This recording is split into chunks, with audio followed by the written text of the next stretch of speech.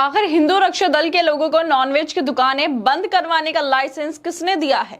क्या अब आस्था के नाम पर कानून हाथ में लेना भी धार्मिक ठेका बन चुका है? इस पर टीवी चैनलों पर कोई डिबेट नहीं होगी, क्योंकि मुद्दा धर्म से जुड़ा है और सबको पता है कि इस पर बोलने की हिम्मत किसी में नहीं है। सावन के महीने में केएफसी जैसे आउटलेट खुले रह जाएं तो इनकी आस्था खतरे में पड़ जाती है, भले ही खुद ये लोग मटन खाते हो। जब लल्लन सिंह मटन पार्टी कर रहे थे तब किसी की भावना नहीं टूटी, किसी संगठन ने पोस्टर नहीं फाड़े, कोई शटर नहीं गिराए गए। आखिर क्यों नहीं कावड़ लेकर चलने वाले भक्तों ने बीजेपी नेताओं के मांसाहार पर उंगली उठाई?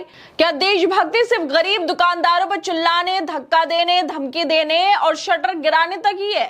सावन में अगर केएफसी बंद करवाना ही था तो नरेंद्र मोदी या योगी आदित्यनाथ के ऑफिस के सामने जाकर प्रदर्शन कर लेते।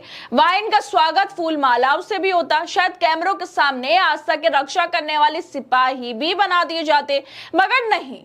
ये लोग जानते हैं कि सत्ता के आगे बोलने से सत्ता नाराज हो जाएगी, इसलिए आसान टारगेट चुना गया। दुकानदार जो विरोध नहीं करेगा, ग्राहक जो डर जाएगा और पुलिस जो चुपचाप खड़ी रहेगी। अब सवाल यह है कि क्या आस्था के नाम पर गुंडागर्दी कब तक चलती रहेगी? क्या गुंडागर्दी आस्था के नाम पर की जानी चाहिए? दरअसल गाजियाबाद के इंद्रापुरम में हिंदू रक्षा दल के लोगों की गुंडागर्दी देखने को मिली है। यहाँ हिंदू रक्षा दल के लोगों ने नॉनवेज बेचने वाले केएफसी का शटर जबरदस्ती बंद करवा दिया। हैरानी की बात यह है कि यह सब पुलिस की मौजूदगी में हुआ, लेकिन पुलिस मूक दर्शक बनी खड़ी रही। हिंदू रक्षा दल के लोगों का कहना था कि सावन के पवित्र महीने में केएफसी जो नॉनवेज सामान बेचता है वो कैसे खुला हुआ है। लगातार इन लोगों की गुंडागर्दी सामने आ रही है और पुलिस वालों के सामने ये कानून को हाथों में ले रहे हैं। हिंदू रक्षा दल से जुड़े लोगों ने थाना इंद्रपुरम के वसुंधरा इलाके में केएफसी और नजीर जो कि नॉनवेज बेचते हैं उनके शटर जबरदस्ती बंद करवा दिए हैं।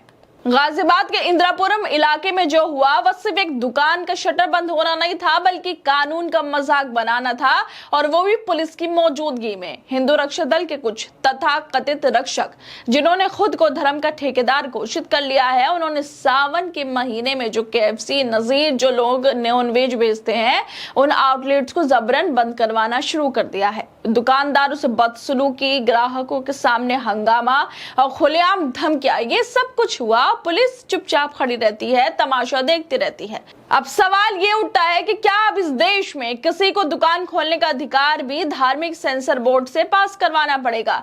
क्या अब ये फैसला हिंदू रक्षा दल करेगा कि कौन क्या खाएगा, कब खाएगा और कहां पर खाएगा? और अगर किसी को सावन में मटन खाने में तकलीफ है तो क्या वो तकलीफ सिर्फ गरीब दुकानदारों की दुकान पर ही दिखती है? लल्लन सिंह की मटन पार्टी पे किसी की आस्था को चोट क्यों नहीं लगी? क्यों नहीं कावड़ियों ने बीजेपी नेताओं के खिलाफ सड़क पर उतरकर प्रदर्शन किया?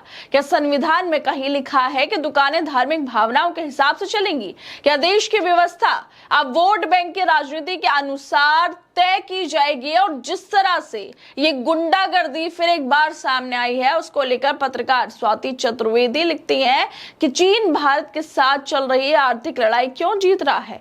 ये है मोदी के बच्चे, नफरत फैलाने वाले अनपढ़ बेरोजगार, और इन्होंने गुंडागर्दी को ही अपना काम बना लिया है। ये लोग वाकई वही बेरोजगार हैं जो धर्म के नाम पर हीरो बनना चाहते हैं, क्योंकि सरकार से ये रोजगार नहीं मांग सकते। इसी वजह से धर्म के झंडे लेकर निकल गए हैं गुंडागर्दी करने के लिए। सबसे बड़ा सवाल, अगर नॉनवेज बेचना सावन में अपराध है तो कार्रवाई पुलिस करेगी या फिर ये हिंदू रक्षा दल के लोग? क्या ये संगठन अब प्रशासन से ऊपर हो गया है? क्या ये ठेकेदार कानून अपने हाथ में लेकर गुंडागर्दी करते रहेंगे और पुलिस बस उनके साथ फोटो खिंचवाने खड़ी रहेगी? ये घटना सिर्फ एक दुकान का शटर बंद होने की नहीं, बल्कि ये इस बात को दिखाता है कि कैसे धर्म के नाम पर कुछ लोग देश को पीछे ले जाने की कोशिश कर रहे हैं। धर्म आस्था की चीज है, दबाव की नहीं है। सच्चाई ये है कि लोग बिल्कुल बेरोजगार हैं, जिन्हें सरकार से रोजगार मांगने की हिम्मत इनके अंदर नहीं है, इसलिए धर्म के झंडे उठाकर हीरो बनने की कोशिश कर रहे हैं। असल में इन्हें पता है कि अगर नौकरी, शिक्षा, विकास की बातें करेंगे तो कोई सुनने वाला नहीं है, इसलिए सबसे आसान रास्ता है धर्म का नाम लो, भगवा कपड़े पहन लो, हाथ में झंडा ले लो, सड़क पर उतर जाओ, फिर चाहे किसी की दुकान बंद करानी हो या किसी को डराना धमकाना, सब जायज हो जाता है।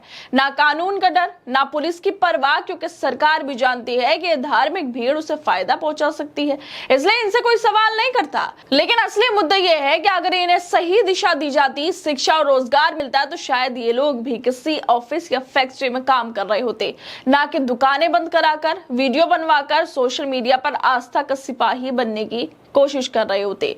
धर्म के नाम पर गुंडागर्दी करना अब कुछ लोगों का पेशा बन गया है, क्योंकि इससे 2 वक्त की रोटी तो मिल ही जाती है और साथ में थोड़ी लोकप्रियता भी मिल जाती है। और यही काम ये जो कुछ चुने हुए लोग हैं जो धर्म के नाम पर दुकानें बंद करवा रहे हैं, झूठ बोल रहे हैं, गुंडागर्दी कर रहे हैं, ये लोग कर रहे हैं ताकि थोड़ी बहुत लाइमलाइट मिल जाए और ये फेमस हो जाए आस्था के नाम पर।